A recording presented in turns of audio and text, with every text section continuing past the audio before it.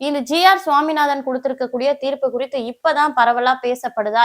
இப்பதான் வந்து அவர் சாதி ரீதியிலான தீர்ப்பு வழங்குறாரா? அப்படின்ற மாதிரியான நெறைய கேள்விகள் உங்களுக்கு எழலாம். இதற்கு முன்னாடியும் நான் வந்து 4 வருஷமா இந்த பிரச்சனை ஓடிட்டு இருக்கு அப்படின்னு சொல்லிட்டேன்.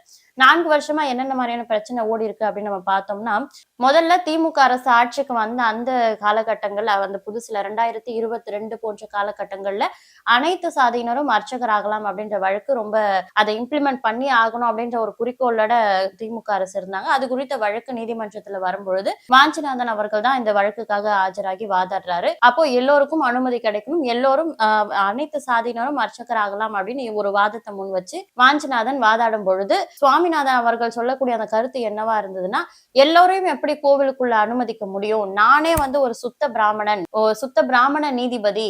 நான் குடும்பி வச்சிருக்கேன். ஆனா என்னாலேயே வந்துட்டு கோவிலுக்குள்ள போக முடியாது. நானே கோவிலுக்குள்ள முடியாது அப்படின்னு ஒரு கருத்து சொல்றாரு. இதற்கு தான் வாஞ்சிநாதன் என்ன சொல்றாருன்னா, அந்த நானே என்பதுதான் அவருடைய பிராமண அதிகாரத்தை குறிக்கிறது. அவருடைய சாதிய உயர்வை அந்த இடத்துல பேசும் விதத்துல, வெளிப்படுத்தும் விதத்துல இருக்கு. ஒரு நீதிபதிக்கு இவ்வளவு ஒரு அதிகார திமிரு எதற்காக அப்படின்னு சொல்லிட்டு வாஞ்சிநாதன் தன்னுடைய கேள்விகள முன்வைக்கிறாரு. அதற்கு பின்னாடி தன்னோட வாத திறமையால இந்த சட்டம் நிறைவேற்றவும் பட்டிருக்கு. அனைத்து சாதியினரும் அர்ச்சகராகலாம் அப்படின்றது இப்போ இம்ப்ளிமெண்ட் பண்ணவும் பட்டிருக்கு.